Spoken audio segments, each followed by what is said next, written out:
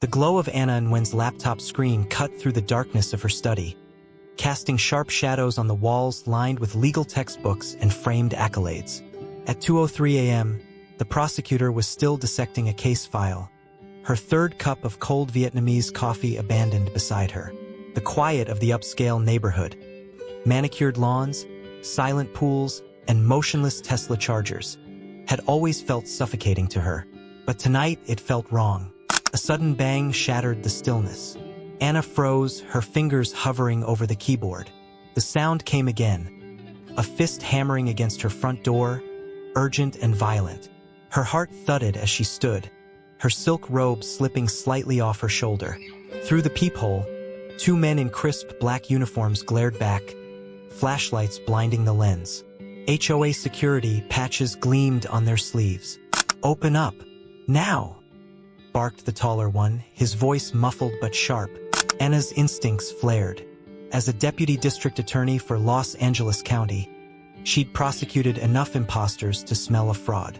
HOA security doesn't do midnight raids, but she slid the chain lock into place and cracked the door open, feigning sleepiness. "What's going on?" The men shoved a paper against the gap. The shorter one, with a jagged scar bisecting his eyebrow, sneered. "You're in violation of HOA Code 12B, failure to comply with emergency security protocols. Vacate the premises immediately." Anna's eyes darted over the document. The header read Pinecrest Estates HOA, but the logo was outdated, a detail she knew because she'd reviewed the association's latest bylaws just last month. The signature at the bottom? Richard Voss, HOA president, a man who didn't exist.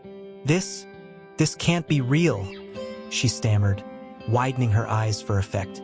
"You've got 10 minutes to pack a bag," Scar snapped, "or we'll drag you out."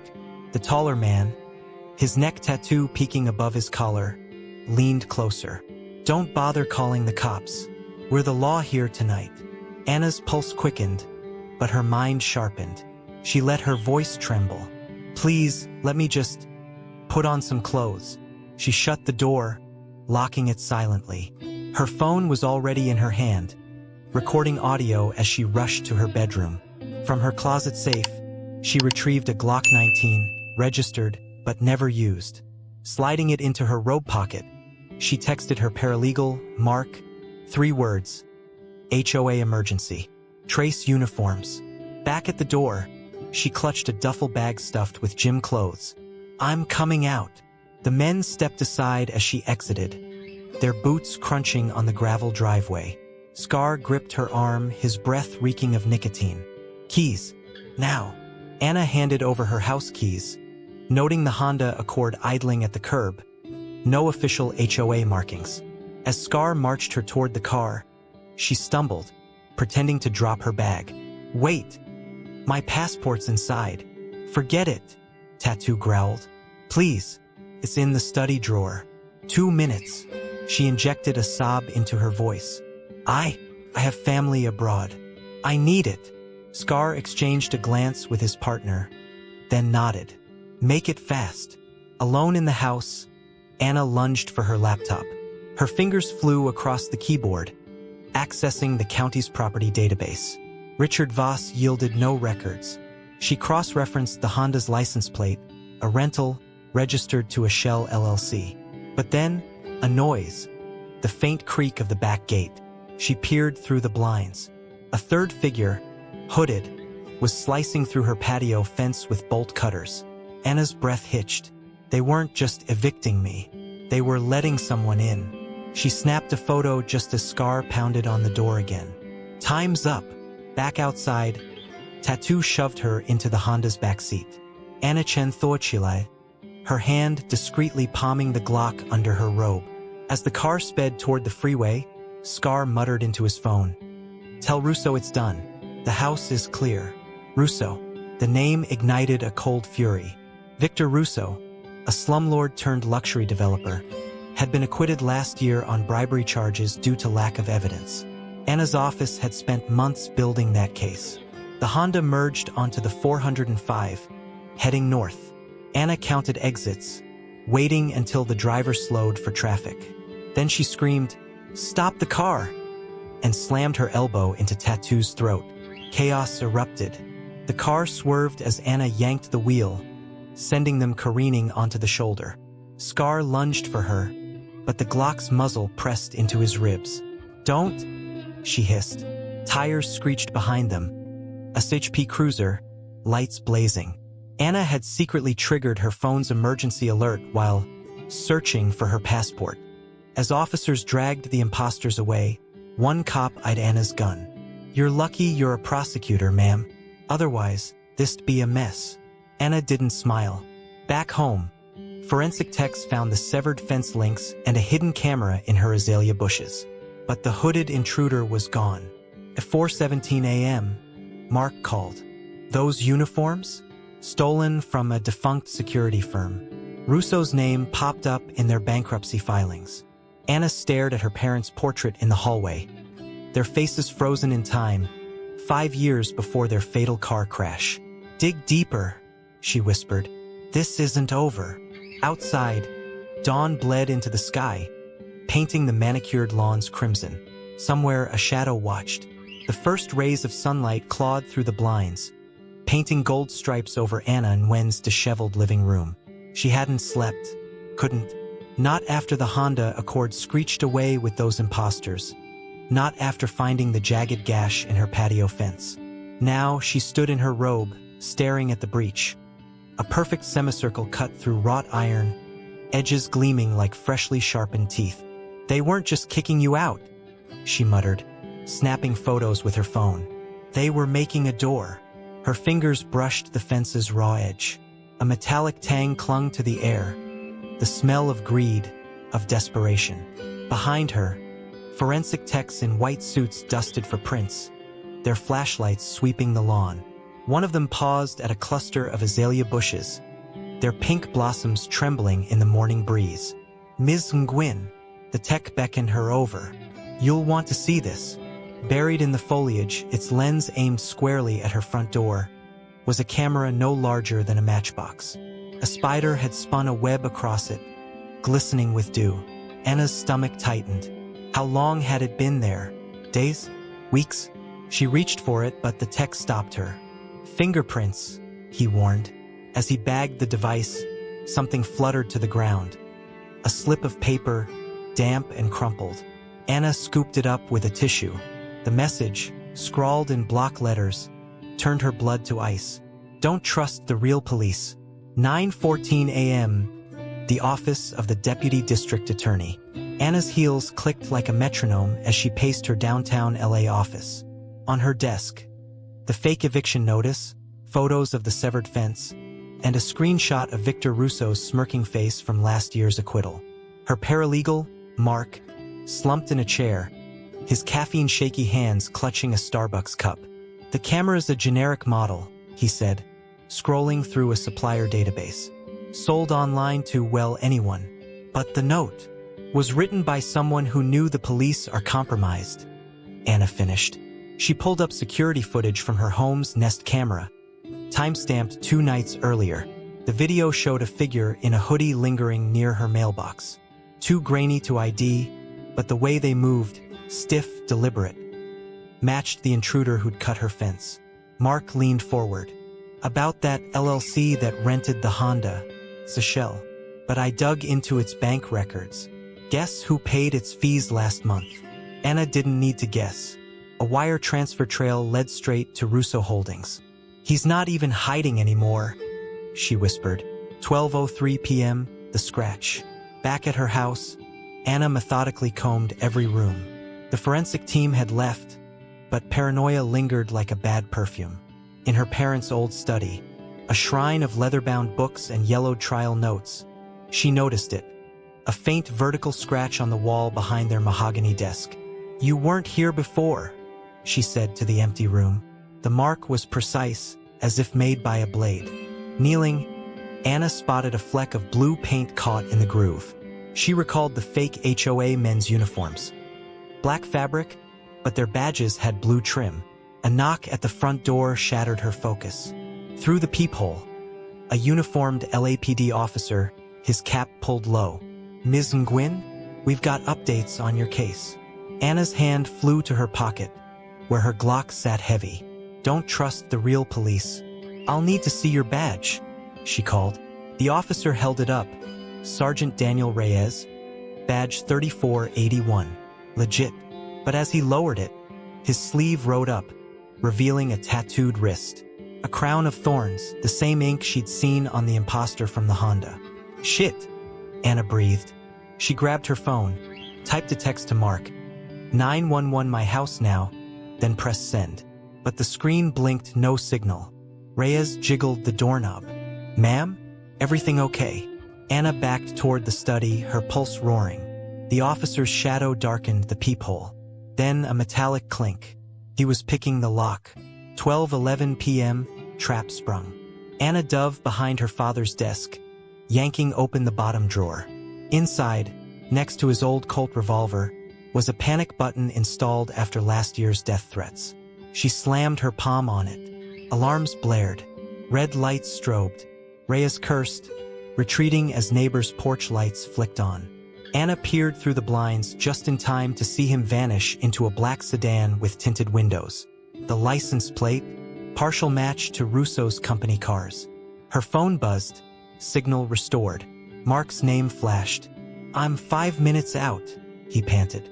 "You alive?" "Barely." Anna crouched by the scratch on the wall again. This time she pressed it. A hidden panel clicked open, revealing a compartment.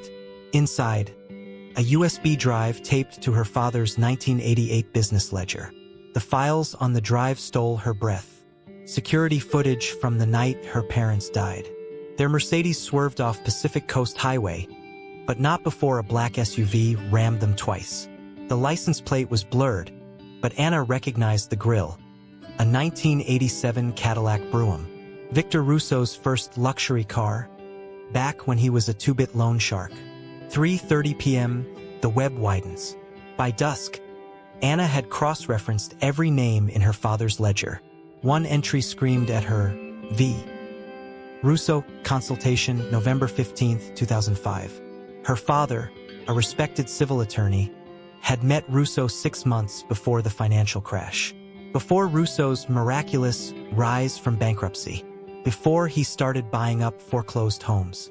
Mark burst into the study, laptop in hand.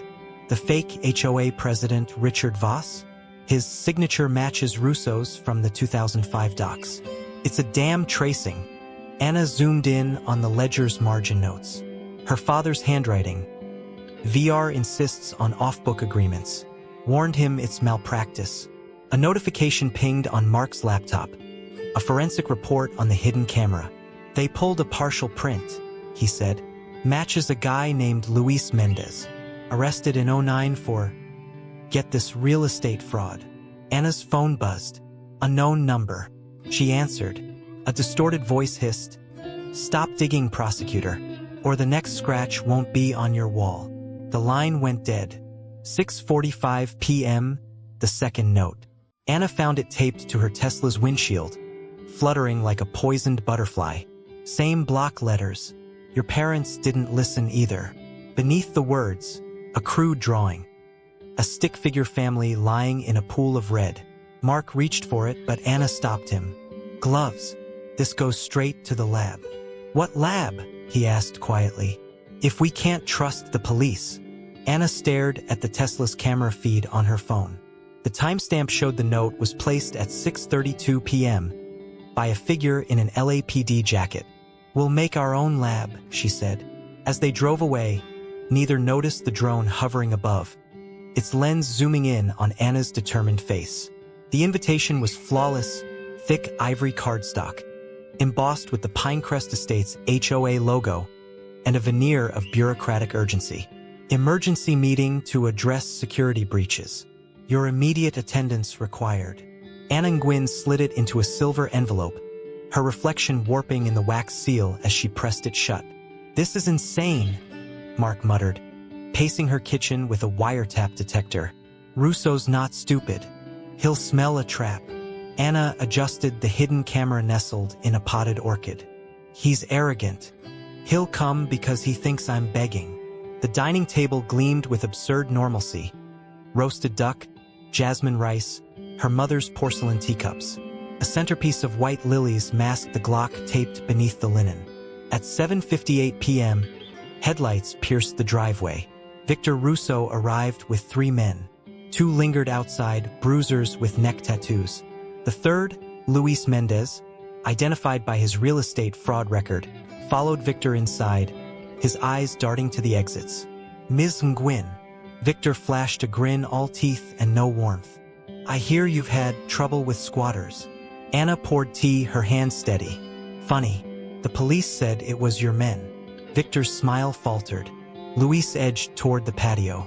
Anna waited until they'd finished half the duck. Then she tapped her phone. The TV behind them flickered to life, playing security footage of the fake HOA raid. Scar's voice snarling, "Tell Russo it's done." Victor's fork clattered. "Cute home movie. Doesn't prove shit. How about this?" Anna slid the USB drive across the table. The screen cut to her parents' Mercedes being rammed by the '87 Cadillac. Victor palmed his steak knife. "You think a blurry video scares me? I own judges. I own cops. Not tonight." Anna stood, Deputy DA badge glinting. "I own the FBI." Luis lunged for the patio door. Mark, hidden in the bushes, tackled him through the glass. Chaos erupted. 8:19 p.m., the dance of blades and bullets. Victor flipped the table, ducking as Anna's Glock shattered a lily vase. He lunged, knife aimed at her ribs, but she pivoted, her muscle memory from UCLA Taekwondo tournaments snapping into focus. A side kick sent him staggering into the china cabinet. "You think you're smart?" Victor spat blood, yanking a pistol from his ankle holster. "I buried your dad. I'll bury you in his." Anna grabbed her mother's teapot and hurled it. Boiling water scalded his eyes. He fired blind, bullets embedding in the ceiling as she dove for the table's hidden Glock. Outside, sirens wailed. "Cuff him!" Anna barked at Mark, who'd pinned Luis. But Victor, half blind, bolted upstairs. 8:27 p.m., the attic revelation. Anna pursued, her stocking feet slipping on the steps. Victor's gunshots tore through family portraits, her graduation, her parents' anniversary. In the attic, he ripped open a dusty trunk, seizing a jewelry box. "You want the truth?" He dangled her mother's pearl necklace. "Your daddy laundered my money. That Mercedes? Blood down payment." Anna froze. The USB drive's footage hadn't shown the full story. Victor aimed.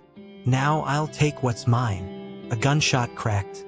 Victor collapsed, clutching his thigh. Behind Anna, an FBI sniper lowered his rifle from the skylight. "You're wrong," she whispered, stepping over him. "You only take what others let you." 9:45 p.m., the aftermath and the unseen thread. Handcuffed on the lawn, Victor spat at the FBI agents. "I'll be out by sunrise." Anna handed a detective the jewelry box. Inside, beneath false velvet, lay her father's ledger, pages detailing every dirty deal with Russo. "He's not getting out," the detective assured her. But as the squad cars pulled away, Anna noticed something in the attic window, a shadow that shouldn't exist. The trunk Victor had opened was still ajar. Inside, wrapped in 1980s newspaper, lay a manila envelope. Its contents turned her blood cold. A photo of her father shaking hands with a younger Victor at a construction site. A deed transferring her house to V. Russo upon her parents' deaths. A faded coroner's report. Mercedes brake lines severed, suspected tampering. And scrawled in her father's hand, "If I die, burn this. Protect Anna." Her phone buzzed. An unknown number. This time, no voice. Just a photo. Anna, age 6, playing in this house's yard. The timestamp, 3 weeks before her parents' crash. Someone had been watching long before the camera in the azaleas. Victor Russo's perp walk dominated the news cycle. Cameras flashed as he limped into the courthouse, leg shackles clinking, his sneer sharp enough to cut glass. Anna Nguyen stood on the courthouse steps, flanked by FBI agents and bathed in the sickly glow of public adoration. Reporters shouted questions she'd rehearsed answers to, How does it feel to bring down a real estate kingpin? Will this clean up HOA corruption? She smiled tightly. Justice isn't done yet. Inside, the judge handed Russo 20 years. His lawyer smirked. A plea deal was coming, the look said. Anna's nails dug into her palms. She'd seen this dance before. That night, her inbox pinged with an email from an encrypted server. Subject, your parents' brakes didn't fail. 11:47 p.m., the second coffin. Anna's attic light burned into the witching hour. Spread across the floor, crime scene photos of her parents' Mercedes. Its undercarriage rusted, but its brake lines gleaming with fresh cuts. The accident had been no accident. Mark slumped against a box of old case files. The original report said corrosion. This one says sabotage. How'd they bury it? They didn't. Anna held up a photo of the 1987 Cadillac that rammed them, parked outside her childhood home weeks before the crash. They framed it as a coincidence. A knock rattled the front door. Not the polite tap-tap of a neighbor, but the staccato punch of someone expecting war. Anna peered through the blinds. A woman in a tailored pantsuit stood under the porch light, her face a roadmap of cigarette scars. "I've got what you're missing, prosecutor," she called. 5 minutes or it burns." The woman slapped a manila envelope on the kitchen counter. "I'm Clara, your dad's old paralegal." Anna didn't lower her Glock. "Prove it." Clara flipped open a locket. Inside, a faded snapshot of Anna's father at his desk. "He hired me in '04, fired me in '05 when I asked too many questions about Russo." The envelope contained blueprints for a Long Beach warehouse, Russo's first property. Circled in red, a basement labeled storage. "Your dad found bodies there," Clara said. "Migrants Russo worked to death. He threatened to expose him, but..." She nodded to the attic. "You've seen how that ended." Anna's throat tightened. "Why come forward now?" Clara lit a cigarette, uninvited. "Russo's got a partner. Someone higher. They're coming for you tonight." As if on cue, the power died. Flashlights sliced through the blackout. Anna barricaded the doors while Mark called 911. But the dispatcher's voice crackled with static. "All units busy." Clara tossed Anna a shotgun from her trunk. "Welcome to the real America." They hunkered in the study, breath sinking to the creak of floorboards upstairs. A shadow seeped under the door, gasoline. "Go!" Anna shoved Mark toward the patio. Too late. The explosion blew windows into shrapnel. Flames licked the walls as masked figures stormed through smoke. Anna's return fire drove them back, but Clara took a bullet to the shoulder. "Basement!" Clara gasped, pressing a key into Anna's hand. "Your dad's safe." 12:34 a.m. The inheritance. The safe, hidden behind a false furnace, held 3 things. 1. A VHS tape labeled "For Anna." 2. A deed to the Long Beach warehouse. 3. A list of names, judges, cops, senators next to dollar amounts. On the tape, her father's face filled the screen. "If you're watching this, I'm dead. Forgive me. I tried to protect us, but the rot goes deeper." Gunfire echoed above. The screen dissolved to static as her father whispered, "The warehouse. Burn it all." Anna stood on the warehouse roof, lighter in hand, as the first responders finally arrived. Below, flames devoured Russo's records, his debts, his ghosts. Clara vanished into the crowd, a phantom with unfinished business. At noon, the mayor pinned a medal on Anna's lapel. Cameras loved it. But that night, a drone buzzed outside her new safehouse window. It dropped a package. Her mother's pearl necklace, stolen from evidence. The note, security footage from the burning warehouse, showed a figure escaping the basement. A teenage boy with Russo's eyes. Victor's secret son. Anna poured herself a double bourbon. Somewhere a shadow laughed.